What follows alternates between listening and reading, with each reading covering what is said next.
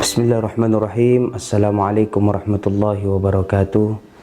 Alhamdulillah wassalatu wassalamu ala Rasulillah Sayyidina Muhammad ibn Abdillah wa ala alihi wa sahbihi wa mawalah. Faqala ta'ala fi kitabihil karim wa huwa asdaqul qailin. A'udzu billahi minasyaitonir rajim. Bismillahirrahmanirrahim. Alladzina idza asabatuhum musibah qalu inna lillahi wa inna ilaihi raji'un. Sadaqallahul azim.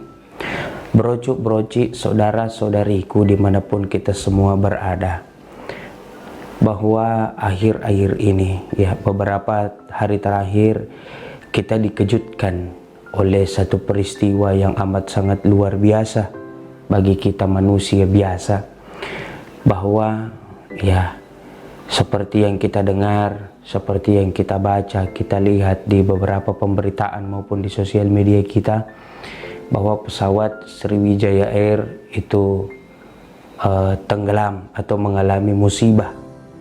Ya, ini tentunya sangat kita merasakan kedukaan yang amat sangat luar biasa, apalagi pilotnya yang kita dengar, yang kita lihat di berita adalah seorang ustadz, seorang alim, ya.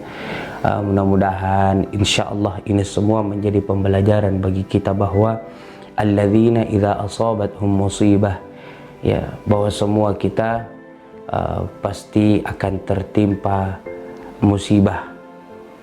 Qalu inna lillahi wa inna ilaihi raji'un. Maka ketika kita tertimpa satu musibah, kata Allah di dalam Al-Quran, ya, katakanlah bahwa semuanya dari Allah dan akan kembali kepada Allah. Tentu peristiwa ini amat sangat memberikan pelajaran yang sangat luar biasa kepada kita, bahwa semuanya kita makhluk ciptaan Allah, dan ketika Allah ingin mengambil nyawa kita dalam sekejap, ya, maka Allah cukup katakan kun fayakun, jadi maka jadilah. Dan kepada keluarga yang berduka, keluarga korban, ya, musibah ini, kami juga berharap agar senantiasa selalu bersabar. Wabasyiris sabirin, berikan kabar gembira kepada mereka orang-orang yang sabar.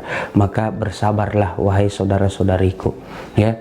Selanjutnya saya mengajak kepada seluruhnya, berocok-berocik saudara-saudariku, mari kita mengirimkan suratul Fatihah dan doa kepada korban Sriwijaya Air.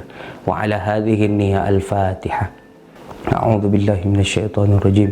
Bismillahirrahmanirrahim. Alhamdulillahi rabbil alamin. Arrahmanir rahim. Maliki yaumiddin. Iyyaka na'budu wa iyyaka nasta'in. Ihdinas siratal mustaqim. Siratal ladzina an'amta 'alaihim ghairil maghdubi 'alaihim waladdallin. Amin.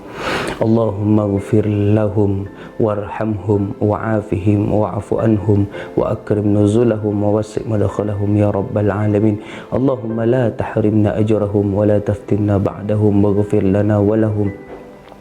Rabbana zalamna anfusana wa illam taghfir lana tarhamna lanakunanna minal khasirin. Rabbana la tuzigh qulubana ba'da idh hadaytana wa hab lana min ladunka rahmatan innaka antal wahhab. Rabbana atina fid dunya hasanah wa fil akhirati hasanatan wa qina adzaban nar. Subhana rabbika rabbil izzati amma yasifun wa salamun alal mursalin walhamdulillahi rabbil alamin. Amin. Mudah-mudahan semua kita bisa mengambil hikmah, memetik pelajaran di dalamnya, bahwa semua kita makhluk ciptaan Allah akan menjumpai yang namanya kematian. Kullu nafsin dha'iqatul maut, tiap yang bernyawa akan merasakan kematian. Sekian dari saya, terima kasih atas partisipasi dan doanya.